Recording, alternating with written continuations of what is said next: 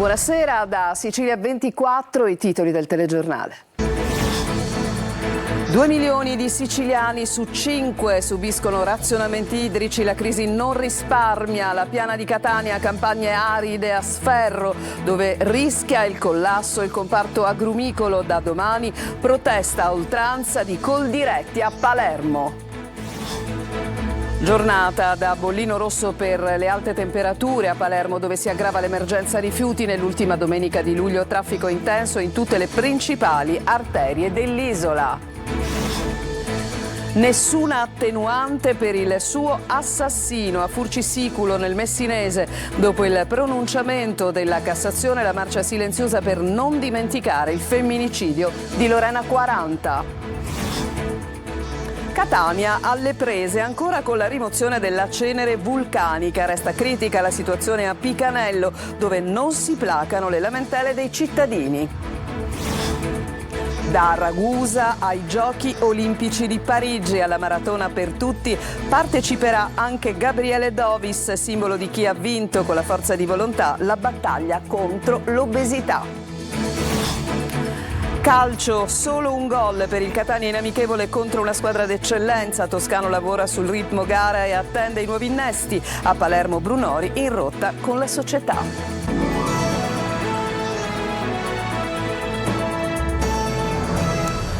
Ancora ben trovati, crisi idrica, siccità in primo piano, la situazione è davvero gravissima. Quasi mezza Sicilia in questo momento sta subendo delle riduzioni appunto dell'acqua. È una situazione drammatica per gli agricoltori e per gli allevatori che sono in ginocchio, tant'è che da domani si accenderà una nuova protesta. Si tratta di una protesta che andrà a oltranza di Coldiretti davanti a Palazzo della Regione. Ma sentiamo il dettaglio nel servizio di Emanuela Corsi.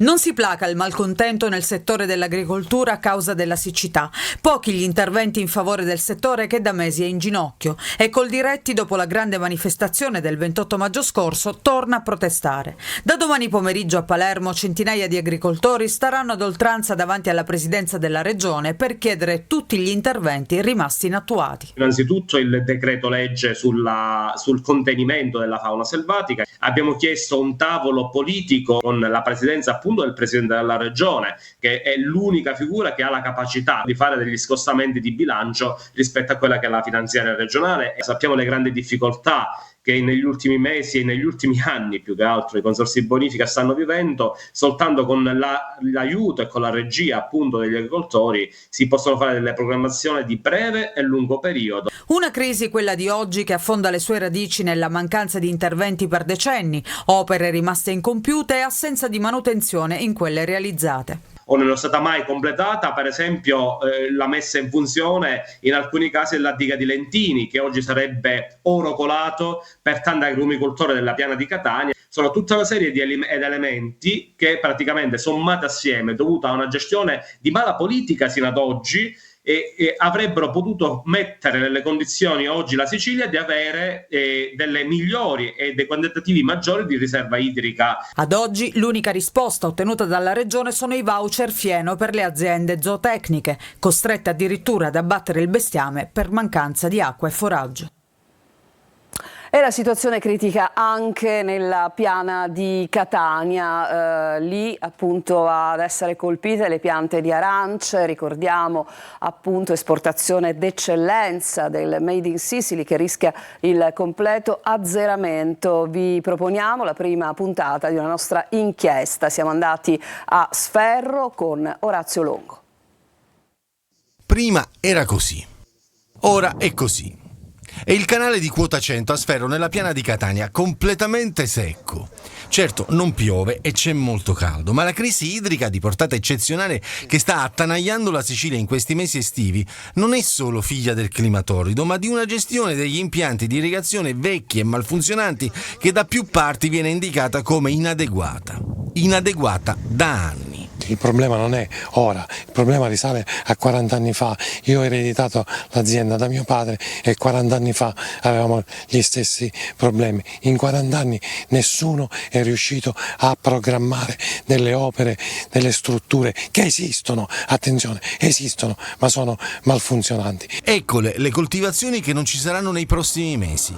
I campi completamente aridi, il verde ha lasciato il posto al giallo, a sparire principalmente è la produzione delle arance, esportazione d'eccellenza del Made in Sicily. Il consorzio di bonifica non è in grado di dare l'acqua perché purtroppo gli invasi dove noi preleviamo l'acqua per irrigare è vuota. Noi qui irrighiamo dalla diga Pozzillo a Recalbuto, quindi la diga è completamente a secco, quindi non permetterà a tutti gli agricoltori, migliaia di ettari, di essere irrigati. Il livello economico di danno si può calcolare? La stima fatta dalla regione si aggira intorno a 2 miliardi di euro di danni. Il governatore Schifani spiega che la regione si sta impegnando non solo per arginare ma anche per risolvere i problemi strutturali. Nel lago Biviere di Lentini, nel Siracusano, è entrata in funzione la prima delle 2 pompe di sollevamento che permette un prelevo di circa 400 litri al secondo per acqua destinati ai terreni agricoli della piana di Catania. Ma davanti a un paesaggio simile, il futuro roseo è lungi dal venire. Un 50enne di Pedara è morto per un incidente con la propria mountain bike mentre percorreva insieme a un gruppo il sentiero sterrato di Timpamodda, zona di Pietracannone, nel territorio del comune di Milo, sul versante sud-est dell'Etna. Sul posto il soccorso alpino e speleologico siciliano. Praticate le procedure di rianimazione per l'uomo, non c'è stato nulla da fare. Il parroco di Partinico, nel palermitano, Ferdinando Toia, vicario generale della diocesi di Monreale, è stato colpito da malore e si è accasciato durante la celebrazione di una messa nella chiesa madre di Montelepre. Trasportato d'urgenza in ospedale a Palermo, pare che sia stato colto da un ictus. Le sue condizioni sono critiche, seppure stabili. Ultima domenica di luglio e voltiamo dunque pagina via al grande esodo. Palermo, dove appunto impera il bollino rosso per il caldo, è ancora nella morsa dell'immondizia, rifiuti ovunque, e dalla prossima settimana la situazione potrebbe anche peggiorare. Ma sentiamo il servizio di Marco Gullà. L'ultima domenica di luglio apre al grande esodo verso le vacanze estive tantissimi siciliani che si sono messi in viaggio verso le località balneari della nostra isola in una giornata di grande caldo, soprattutto nella fascia interna. In molti cercano refrigerio al mare. Traffico e lunghe code nelle strade isolane. Palermo nel frattempo accoglie così i turisti con montagne di rifiuti. Queste immagini arrivano dal quartiere Zisa, ad un passo dal castello che fa parte del percorso arabo-normanno e quindi meta di tantissimi visitatori. L'immondizia sovrasta strade e marciapiedi, una cartolina più che grigia. Emergenza che nei prossimi giorni potrebbe diventare acuta se non estrema. La RAP infatti non può più garantire lo straordinario per mancanza di fondi e allora i doppi turni di raccolta, che avevano quantomeno garantito un minimo decoro in determinati quartieri, non ci saranno più. Le ferie e la mancanza di personale fanno il resto. Si prospetta un agosto caldo tra immondizie e cattivo odore che accoglierà i tanti turisti che arriveranno nel capoluogo siciliano. Dal centro alla periferia, cartoline della vergogna dovunque c'è immondizia non raccolta. Nel frattempo la RAP incrementa il ricorso alle ditte private e il presidente Todaro dà il via ai corsi di formazione per l'assunzione dei primi 50 vincitori di concorso. Non basteranno, occorre altro per fronteggiare quella che ormai è un'emergenza ancestrale per la città di Palermo. Un vasto incendio si è sviluppato su più fronti nelle campagne di Pettineo, nella parte occidentale dei Monti Nebrodi. Il fuoco è partito dalla contrada Saia e si è rapidamente propagato in direzione sud. Oltre alle squadre della Forestale e di volontari sono intervenuti elicotteri e Canadair che sono riusciti a spegnere solo una parte dell'incendio. Le fiamme hanno divorato ulivi e macchia mediterranea. Sono intanto oggi 10 gli incendi divampati in Sicilia che hanno visto impegnati i forestali, i vigili del fuoco, i volontari della protezione civile. Gli interventi, oltre che a Messina, anche a Catania, Agrigento, Caltanissetta ed Enna, uno soltanto appunto nella città di Messina.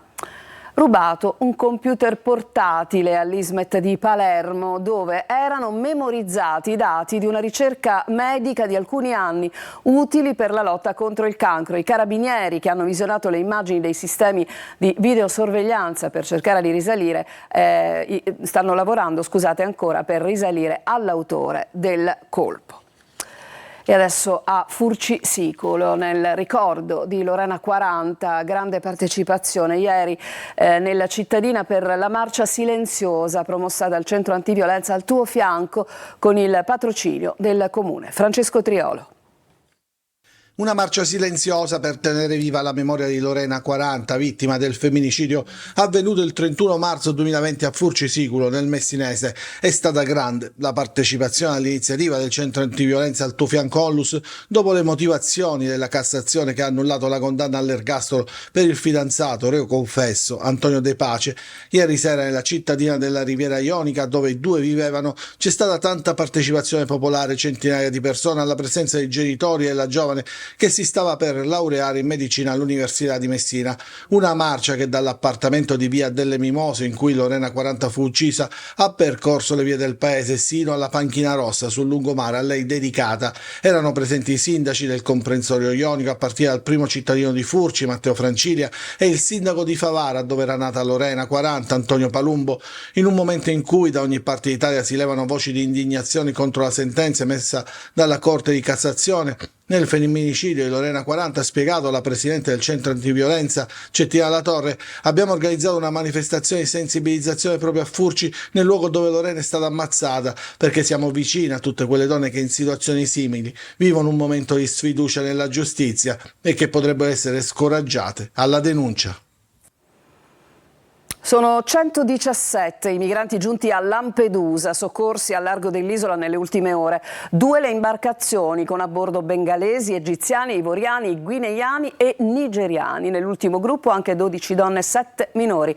Questa mattina 36 tunisini e marocchini erano sbarcati nei pressi del molo commerciale senza che nessuno delle motovedette si accorgesse del gommone blu di 7 metri. Tutti sono stati portati allo spot di Contrada Imbriacola, dove gli ospiti al momento sono circa 260. Pulizia e controversie a Catania, dunque parliamo di cenere vulcanica. A distanza di 5 giorni dall'ultima emissione della cenere dell'Etna, la situazione nel quartiere Ognina Picanello è praticamente la stessa e crescono le lamentele dei cittadini. Noi ci siamo tornati con Marco Carli.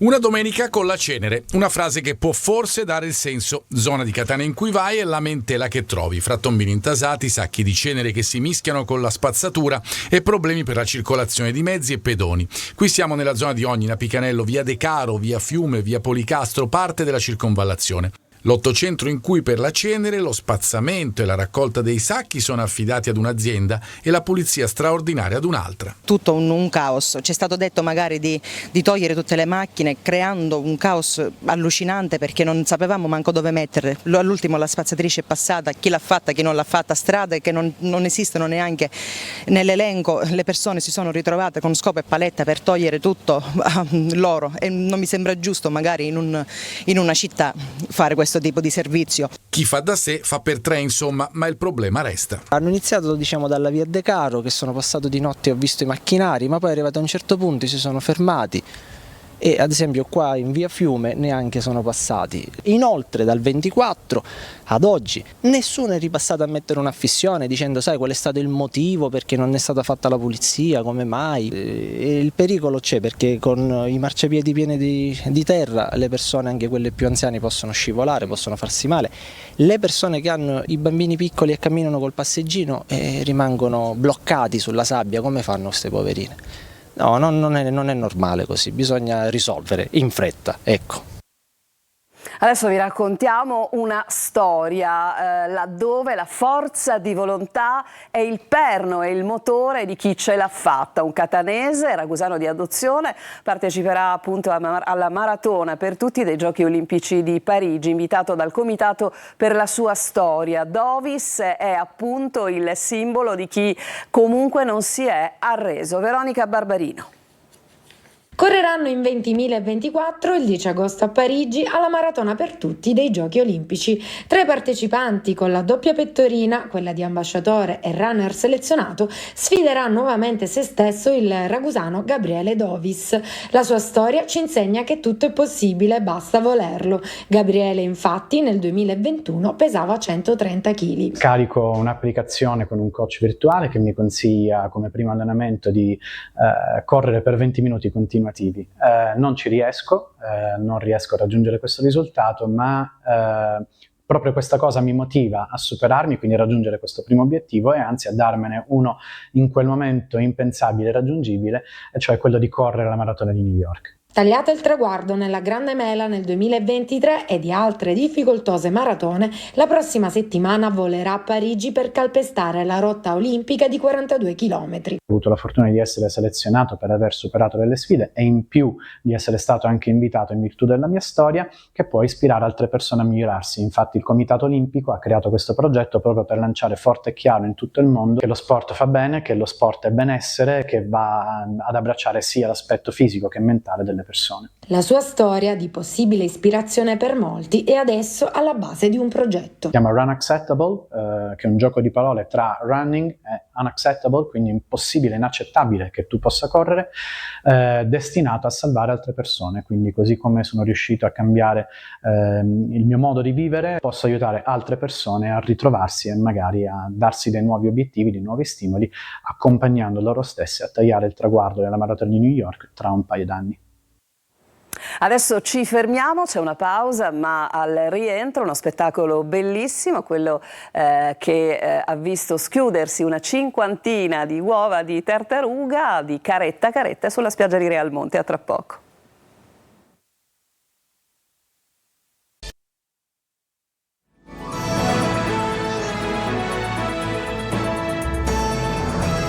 Siamo tornati in studio, sono almeno una cinquantina le tartarughe caretta caretta nate sulla spiaggia di Realmonte nell'Agrigentino al 60° giorno dalla deposizione delle uova. È iniziata la schiusa alla quale hanno assistito in tanti affascinati. L'associazione ambientalista Mare Amico, che ha tenuto costantemente d'occhio il nido, ha documentato con video e foto lo stesso video che state ammirando voi, questo miracolo della natura.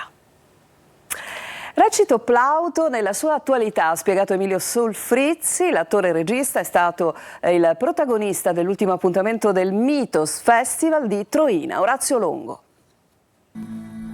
Il nostro concorrente anfitrione sta giocando una partita straordinaria. Un anfitrione col volto e la regia di Emilio Solfrizzi. La commedia di Plauto ha chiuso la 4ª edizione del Mythos Troina Festival. L'attualità dell'autore latino si legge ancora tra i suoi testi, spiega Solfrizzi. Questa è una delle opere più divertenti che ha scritto Plauto, almeno di quelle che certamente gli sono attribuite. Ti dico la verità, anfitrione, io sono ubiquo. No, tu sei ubriaco. È una cosa buona? No, non è una cosa buona. I messaggi che ci lascia Plauto sono tantissimi. Per esempio potremmo parlare dell'influenza degli dei sulle vicende umane, trasportato ai nostri giorni. I potenti, gli dei di oggi potrebbero essere gli influencer, i politici, gli imprenditori tecnologici, pensate ad Elon Musk, che attraverso le loro azioni influiscono sulla nostra vita e noi purtroppo non possiamo fare molto, e quindi questo gioco tra potere e umanità è sempre esistito. In coda al festival, oltre Mythos, che prevede 2 eventi speciali, il 2 agosto Stefano Massini e il 10 agosto Cinzia Macchiagnano nelle Metamorfosi. Ci fermiamo ancora nell'ultima parte del nostro telegiornale, prima il Catania che ha vinto 1-0 ieri in amichevole e il calcio mercato del Palermo. Vi aspetto.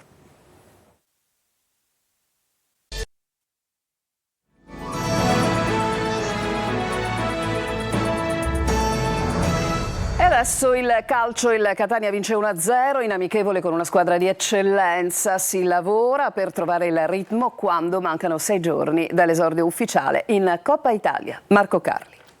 Sappiamo che ancora c'è tanto da lavorare, manca ancora tanto qualcosa per alzare il livello della squadra in ogni reparto, però sta procedendo bene, vi dico. Le parole di Toscano, allenatore del Catania, raccontano le prime 2 settimane di lavoro dei rossazzurri. Ritmo da trovare, come inevitabile. Un mercato che condiziona perché, come ribadito dall'allenatore, servono nuovi innesti, soprattutto davanti. Lo dice anche l'allenamento congiunto che ha chiuso le prime 2 settimane di lavoro dei rossazzurri in ritiro. Con il Montegranaro, squadra marchigiana di eccellenza, è finita solamente 1-0 con un gol in apertura propiziato da 2 nuovi elementi. Anastasio crossa dalla sinistra e Luperini si inserisce ribadendo in rete. Poi tanta attenzione alla circolazione del pallone, alla volontà di migliorare nel gioco. I carichi di lavoro condizionano come di norma accade nelle prime fasi di ritiro. Davanti a un nutrito gruppo di tifosi etnei, Toscano nel suo 3-4-2-1 ha utilizzato 13 giocatori nella sgambatura, con Popovic presto in campo per sostituire D'Andrea colpito al ginocchio. I possibili partenti, e ce ne sono tanti dopo Cicerelli che è andato alla Ternana, hanno assistito alla gara dall'area spogliatoi. Ripeto, ancora c'è tanto da inserire, tutto in organico, perché in tanti ruoli e nei reparti dobbiamo alzare il livello, continuare a crescere giorno dopo giorno. Prima dell'esordio in Coppa Italia con la Carrarese, un altro test mercoledì contro i Parigrado del Pineto. Adesso c'è Marco Gullà pronto per spiegare che cosa succede in casa Palermo per quanto riguarda il calciomercato. Un forte mal di pancia è quello che in questo momento ha l'attaccante Matteo Brunori, ormai in rotta con il Palermo. L'attaccante non ha giocato l'ultimo test amichevole contro il Leicester ufficialmente per un affaticamento muscolare, ma dietro c'è ben altro.